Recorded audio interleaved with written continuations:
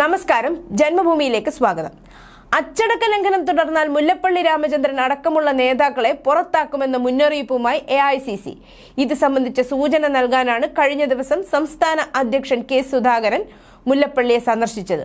അച്ചടക്ക ലംഘനം ഇനിയും വെച്ചുപൊറുപ്പിച്ചാൽ അത് കോൺഗ്രസിന്റെ അന്ത്യമായിരിക്കുമെന്ന് സുധാകരൻ മുല്ലപ്പള്ളിയെ ബോധ്യപ്പെടുത്തിയെന്നാണ് അറിയുന്നത്. ശശി തരൂരും കെ മുരളീധരനും അടക്കമുള്ള നേതാക്കൾക്കും ഈ മുന്നറിയിപ്പ് നൽകിയിട്ടുണ്ട്.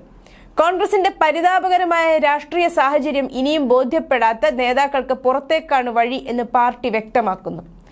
പറഞ്ഞാൽ മനസ്സിലാകാത്തവർക്ക് താക്കീത് നൽകാനും അതും ഫലം കണ്ടില്ലെങ്കിൽ പുറത്താക്കാനുമാണ് തീരുമാനം. ഡൽഹിയിൽ കേരളത്തിലെ പ്രമുഖ നേതാക്കളുമായുള്ള കൂടിക്കാഴ്ചയിൽ കോൺഗ്രസ് അധ്യക്ഷൻ മല്ലികാർജ്ജുൻ ഖാർഗെ ഇക്കാര്യം വ്യക്തമാക്കി. സംസ്ഥാനത്തെ കുഴപ്പക്കാരായ നേതാക്കളുടെ പട്ടിക നൽകാൻ ഖാർഗെ നിർദ്ദേശിച്ചിട്ടുണ്ട്. എന്നാൽ ഇതുകൊണ്ടൊന്നും കോൺഗ്രസിലെ അപശബ്ദങ്ങൾ നിലയ്ക്കുമെന്ന് നിരീക്ഷകർ കരുതുന്നില്ല. കുഴപ്പങ്ങൾക്ക് നേതൃത്വം നൽകുന്നതിൽ മുതിർന്ന നേതാക്കൾ തന്നെയാണ് മുന്നിൽ.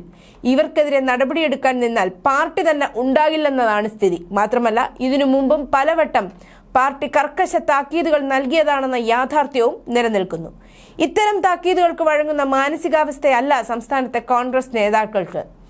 വിവാദമുയർത്തിയില്ലെങ്കിൽ പാർട്ടിയിൽ സജീവമാകില്ലെന്ന തെറ്റിദ്ധാരണ പുലർത്തുന്നവരാണ് ഭൂരിപക്ഷവും. പാർട്ടി പുനഃസംഘടന ഉണ്ടാകും എന്ന സൂചന വന്നതോടെ തങ്ങളുടെ ഗ്രൂപ്പുകൾ ശക്തിപ്പെടുത്താനുള്ള ശ്രമത്തിന്റെ ഭാഗമായാണ് ചില നേതാക്കൾ വിവാദ പ്രസ്താവനകളുമായി രംഗത്തിറങ്ങിയിരിക്കുന്നത്. പിന്നാലെ കർണാടക സർക്കാരിന്റെ 2025 ബജറ്റ് ഒരു രാഷ്ട്രീയ കൊടുങ്കാറ്റിന് തിരികൊളുത്തി. ന്യൂനപക്ഷ ക്ഷേമത്തിനായി വകയിരുത്തലുകളെ BJP ശക്തമായി വിമർശിച്ചു. മുഖ്യമന്ത്രി സിദ്ധരാമയ്യ അവതരിപ്പിച്ച ബജറ്റ് ചൂടേറിയ ചർച്ചയുടെ കേന്ദ്രമായി ഇപ്പോൾ മാറിയിരിക്കുകയാണ്. ന്യൂനപക്ഷ വികസനത്തിന് 1000 കോടി രൂപയും വഖഫ് സ്വത്തുക്കളുടെ സംരക്ഷണത്തിന് 150 കോടി രൂപയും ഉറുദു സ്കൂളുകൾക്ക് 100 കോടി രൂപയും ബജറ്റിൽ നീക്കിവെച്ചിട്ടുണ്ട്. കൂടാതെ ഇമാമുമാർക്ക് പ്രതിമാസം 6000 രൂപ ഓണറ്റേറിയം സർക്കാർ പ്രഖ്യാപിച്ചിട്ടുണ്ട്. കടുത്ത വിമർശനത്തിനിടയാക്കിയ ഒരു നീക്കത്തിൽ പൊതുമരാമത്ത് കരാറുകളുടെ 4% കാറ്റഗറി 2Bയിൽ മുസ്ലിങ്ങൾക്കായി ബജറ്റ് നീക്കിവെച്ചിട്ടുണ്ട്. രാഷ്ട്രീയ തിരിച്ചടിയുടെ കാതൽ ഈ വ്യവസ്ഥയാണ്. സമൂഹത്തിലെ മറ്റ് വിഭാഗങ്ങളുടെ ചെലവിൽ മുസ്ലിം സമുദായത്തിന് സർക്കാർ മുൻഗണന നൽകുന്നുവെന്ന് BJP ആരോപിച്ചു. BJP IT സെൽ മേധാവി അമിത് മാളവ്യ സോഷ്യൽ മീഡിയ പ്ലാറ്റ്ഫോമായ എക്സിൽ കോൺഗ്രസ് മുസ്ലിങ്ങൾക്ക് അനുകൂലമായി വിഭവ വിനിയോഗം നടത്തുന്നുവെന്ന് ആരോപിച്ചു. ബജറ്റിലെ വ്യവസ്ഥകളെ 2006 ഡിസംബർ 9 മുൻ പ്രധാനമന്ത്രി ഡോക്ടർ മൻമോഹൻ സിംഗ് നടത്തിയ പ്രസ്താവനകളുമായി അദ്ദേഹം താരതമ്യം ചെയ്തു. ന്യൂനപക്ഷങ്ങൾക്ക്, പ്രത്യേകിച്ച് മുസ്ലിങ്ങൾക്ക് വിഭവങ്ങളിൽ ആദ്യ അവകാശവാദം ഉണ്ടായിരിക്കണമെന്ന് സിംഗ് പറഞ്ഞിരുന്നു.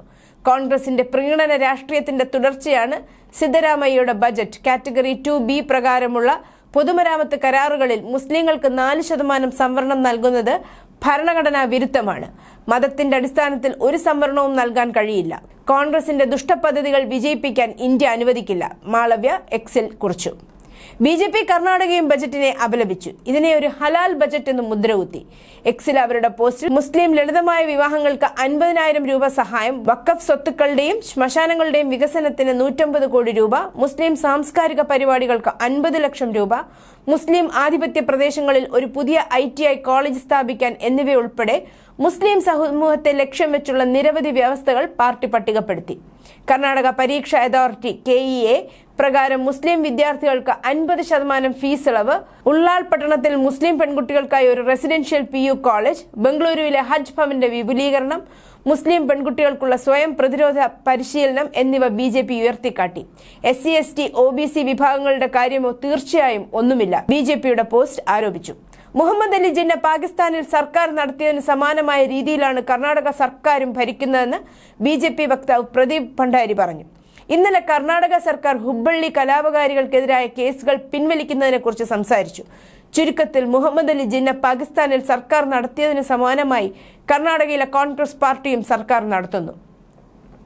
ഭരണഘടനാ മൂല്യങ്ങൾ അവർ പിൻവലിക്കുകയും ന്യൂനപക്ഷ സമുദായങ്ങളുടെ താൽപര്യങ്ങൾക്കനുസൃതമായ പ്രസ്താവനകളും നയങ്ങളും മാത്രം നടപ്പിലാക്കുകയും ചെയ്യുന്നു, പ്രദീപ് ഭണ്ഡാരി പറഞ്ഞു. അതിനിടെ ഗണിതശാസ്ത്രം ലോകത്തിന് പരിചയപ്പെടുത്തിയത് ഇസ്ലാമാണെന്ന് അവകാശപ്പെട്ട് കോൺഗ്രസ് വക്താവ് ഷമ മുഹമ്മദ് രംഗത്തെത്തി.